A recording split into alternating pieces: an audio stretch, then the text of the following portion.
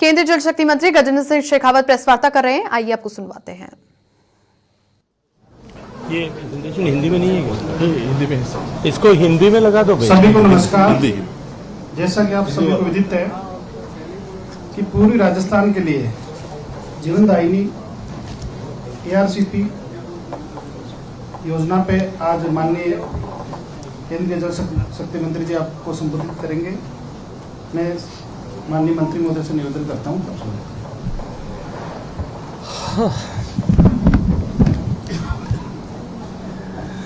धन्यवाद सुरेश जी। आज इस प्रेस वार्ता में मेरे साथ उपस्थित राजस्थान के जल संसाधन मंत्री आदरणीय श्री सुरेश रावत जी, मेरे साथ उपस्थित राजस्थान सरकार में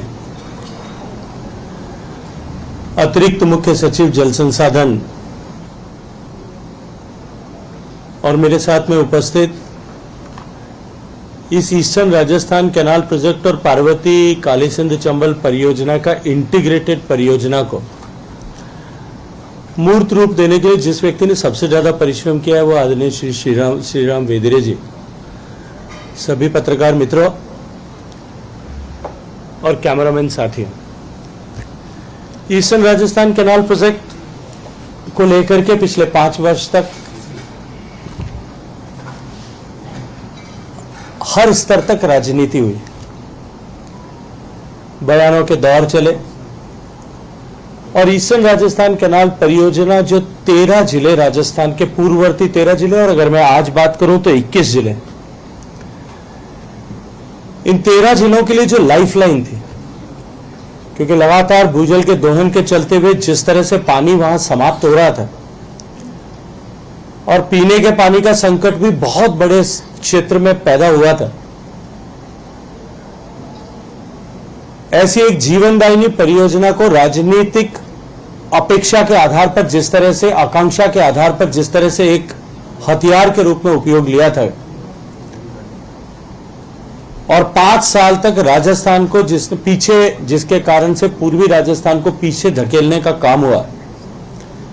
मैं आज यहां बैठकर आप सबको बधाई देना चाहता हूं। आप सबके माध्यम से पूरे पूर्वी राजस्थान के लोगों को, राजस्थान के सभी लोगों को बधाई देना चाहता हूं कि उस ईस्टर्न राजस्थान कैनाल परियोजना से जितने और जिस तरह के लाभ अपेक्षित किए गए थे, उन सब लाभों की प्रतिपूर्ति करने वाली एक नई परियोजना के MOU पर मध्य प्रदेश और राजस्थान दोनों माननीय मुख्यमंत्रियों की उपस्थिति में भारत सरकार के साथ में समझौता पत्र पर हस्ताक्षर हो चुके हैं।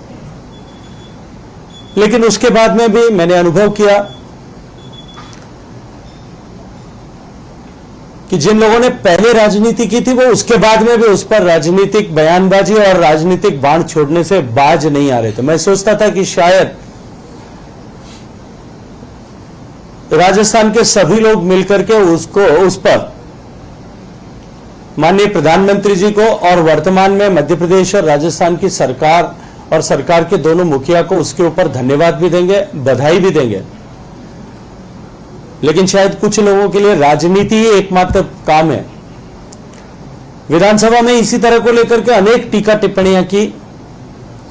और उन टीका टिप्पणियों के चलते हुए मेरे मन में विचार आया कि एक बार जिन पत्रकार मित्रों ने इस पूरे पिछले 5 साल के कालखंड में ईस्टर्न राजस्थान कैनाल परियोजना की हकीकत को भी बहुत सारे लोगों ने हकीकत तरीके से वस्तु स्थिति में दिखाने का प्रयास किया था, लेकिन फिर भी कुछ कम्युनिकेशन गैप्स एंड एरर्स थे, उन सबको एड्रेस करते हुए, उन सबको एक बार दूर करते हुए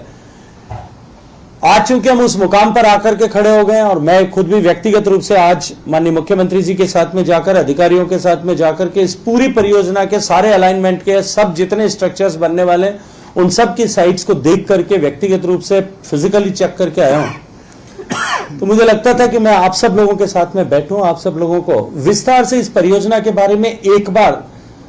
हम सब लोगों की समझ हो, ताकि इसको लेकर के जो भ्रांति फैलाने की अब कोशिशें की जा रही है और इसमें इसको लेकर के अभी भी कुछ लोग राजनीति करने की कोशिश कर रहे हैं, उनका पर्दाफाश किया जा सके। तो इस ईस्टर्न राजस्थान कैनाल परियोजना का जो प्रस्तुतिकरण मैंने सोचा कि मैं आपके सामने करूं, इसको मैं 4 चरण में करना चाहता हूं। पहला ये जहां से इसका उदय हुआ और वो था पार्वती काली सिंध चंबल परियोजना। जब सम्माननीय अटल जी की सरकार के समय में नदियों को जोड़ करके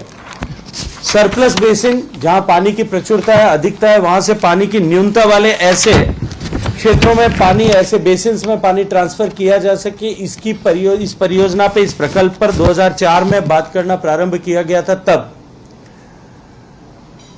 जो देश भर में इस तरह की संभावनाओं से भरे हुए 30 लिंक आइडेंटिफाई किए गए थे, उसमें से राजस्थान और मध्य प्रदेश के बीच में पार्वती काली सिंध और चंबल नदियों को जोड़ने की परियोजना पीकेसी लिंक के रूप में आइडेंटिफाई की गई थी, चिन्हित की गई थी। और इस परियोजना में दोनों राज्यों के बीच में 1360 मिलियन क्यूबिक मीटर पानी का बंटवारा होना था। मध्य प्रदेश में मौनपुरा और कुंडलिया में बांध बनने थे और राजस्थान को लगभग जो पानी मिलना था 2286 एमसीएम, उससे राजस्थान का 48,000 हेक्टेयर जमीन जो है वो सिंचित क्षेत्र में आने वाली थी। लेकिन दोनों राज्यों के बीच में सहमति न बन पाई और दोनों राज्यों को ऐसा महसूस होता था कि ये हमारे लिए उपयोगी नहीं है, इसलिए इस परियोजना को शेल्फ कर दिया गया, इस परियोजना को बंद कर दिया गया, इस पर विचार समाप्त हो गया। 2016 में राजस्थान की तत्कालीन सरकार में आदरणीय वसुंधरा राजे जी के नेतृत्व में जब सरकार काम कर रही थी, तब नवंबर 2016 में ईस्टर्न राजस्थान कैनाल परियोजना को संभावनाओं को तलाश करते हुए, और मैं आप सबकी जानकारी के लिए बता दूं, आदरणीय श्रीराम वेदिरे जी जो अभी मेरे मंत्रालय में मेरे साथ में काम कर रहे हैं, श्रीराम वेदिरे जी उस समय राजस्थान में मुख्यमंत्री जल स्वावलंबन योजना को मार्गदर्शन करने का काम यहां एक दायित्व के साथ में कर रहे थे। तब इन्होंने अधिकारियों के साथ बैठकर के पूर्वी राजस्थान की इन आवश्यकताओं की प्रतिपूर्ति के लिए इस परियोजना को ईस्टर्न राजस्थान परियोजना की संकल्पना की और इसका डीपीआर बनाने की जिम्मेदारी भारत सरकार की एक एजेंसी जो मेरे मंत्रालय में के अधीन काम करती है, वैपकोस को 18 नवंबर 2016 में दी। मैं ये विस्तार से इसलिए बता रहा हूं कि जो कंफ्यूजन पैदा करने की कोशिशें की जाती है, कम से कम आप सब साथियों को उसको लेकर के क्लैरिटी रहे। वैपकोस वाणिज्यिक संगठन है, वो एक इंस्टीट्यूट, एक ऑर्गेनाइजेशन की तरह काम करता है जो कॉमर्शियली पैसा लेकर के राज्य की सरकारों के लिए, देश की सरकारों के लिए और दुनिया के लगभग 50 से ज्यादा देशों के water and power related projects के डीपीआरस बनाने और उनके एग्जीक्यूशन का काम करता है। बेसिकली सरकार की एक कंपनी है जो कॉन्ट्रैक्टर के रूप में काम करती है, या तो नक्शे बनाती है, डीपीआर बनाती है, या कुछ जगह पर ईपीसी कॉन्ट्रैक्टर के रूप में भी काम करती है। वैपकोस ने जैसा राजस्थान सरकार की अपेक्षा थी और राजस्थान सरकार ने जो मार्गदर्शन दिया था उसके डिमांड की थी, उसके अनुरूप 17 नवंबर 2017 को डीपीआर बना करके राजस्थान सरकार को सबमिट किया था। वैपकोस क्योंकि नक्शा बनाने वाली संस्था है, तो जो टर्म ऑफ रेफरेंस प्रिंसिपल ने सरकार ने दिए थे, उन टर्म ऑफ रेफरेंस के आधार पर ही उसे जो है डीपीआर बनानी थी। सामान्यतः देश में 75% डिपेंडेबिलिटी पर ही सारे प्रोजेक्ट बने। 60 के दशक से जब देश में बांधों का निर्माण की प्रक्रिया प्रारंभ हुई थी, तब से लेकर के अब तक सारे प्रोजेक्ट्स 75% डिपेंडेबिलिटी पर ही बनाए गए। लेकिन राजस्थान सरकार ने इसको 50% डिपेंडेबिलिटी पर डीपीआर बनाने का आग्रह किया था और निर्देश किया था, उसके चलते हुए 50% डिपेंडेबिलिटी पर ही बनाया गया। मैं आप लोगों की समझ के लिए कि कुछ लोगों को शायद इस बात की जानकारी न होगी कि 75% और 50% डिपेंडेबिलिटी का फर्क क्या है। कोई भी 4 साल देश के हर नदी में कितना पानी हर साल बहा है, पिछले 100 साल के डेटा सब नदियों के हैं। कोई भी 4 लगातार साल में से 3 श्रेष्ठ साल को यदि हम माने तो वो 75% डिपेंडेबिलिटी होगी, और अगर 2 श्रेष्ठ सालों का औसत लेंगे तो 50% डिपेंडेबिलिटी होगी। और जब 50% डिपेंडेबिलिटी पर कोई प्रोजेक्ट बनाएंगे तो सामान्य समझ का विषय है कि ज्यादा जो है पानी अवेलेबल ऐसा दिखेगा, लेकिन ऐसा नहीं हो सकता कि कोई प्रोजेक्ट बनाया जाए तब 2 साल तो पानी मिलेगा और 2 साल तक न पीने का पानी होगा न खेती का पानी होगा। तो उसके लिए उसके अनुरूप बड़े रिजर्वायर्स बनाने पड़ेंगे, ज्यादा खर्च करना पड़ेगा, और अगर एक बार एक जगह पे बड़े रिजर्वायर बनेंगे तो नीचे डाउनस्ट्रीम में पानी कभी नहीं पहुंचेगा। इसलिए इसको दिखाने के लिए इस तरह का इन्होंने एक ये जो है स्लाइड आपके सामने बनाया है। इसीलिए भारत सरकार ने, योजना आयोग ने सब राज्यों के साथ में व्यापक कंसल्टेशन करके 75% डिपेंडेबिलिटी पर ही प्रोजेक्ट बने, इसकी जो है व्यवस्था देश भर में की है। और इसके बाद में 3 बार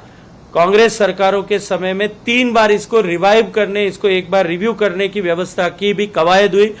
2014 के फरवरी में आखिरी बार रिव्यू हुआ था, तब भी यह तय कर दिया गया था कि कोई भी प्रोजेक्ट 75% से कम नहीं बनेगा। पूर्वी राजस्थान परियोजना में हम सबको जानकारी है 13 जिले, जिन 13 जिलों के जो है अलवर, भरतपुर, धौलपुर, करौली, सवाईमाधोपुर, दौसा, जयपुर, अजमेर, टोंक, बूंदी, कोटा, बारां, झालावाड़ को इनके पेयजल की आवश्यकता आने वाले कुछ 30 साल तक की 1723 एमसीएम, उसके लिए 9 जिले में जो पुराने बांध हैं या छोटे तालाब हैं जिनसे सिंचाई होती है लेकिन पानी की कमी के कारण से उनसे सिंचाई नहीं हो पाती, उनको भर करके उनकी सिंचाई हो सके, उसके लिए 80,000 हेक्टेयर की स्टेबलाइजेशन के लिए, और धौलपुर और सवाईमाधोपुर 2 जिलों में 2 लाख हेक्टेयर नई कमान सृजित करने के लिए, और औद्योगिक आवश्यकता के लिए 286 एमसीएम पानी की व्यवस्था इस तरह से करके कुल इस 40,000 करोड़ के लागत के प्रोजेक्ट की कल्पना की गई।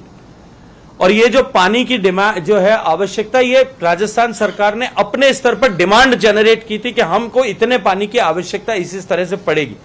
न इतना पानी की उपलब्धता की कोई वेरिफिएबिलिटी थी, न उसके लिए कहीं मध्य प्रदेश के साथ में कोई समझौता था, और से केवल मात्र हमने अपनी डिमांड का आकलन किया था कि आने वाले 30 सालों तक हमको इस विषय के लिए इतने पानी की आवश्यकता पड़ेगी। और उस मांग की आपूर्ति के लिए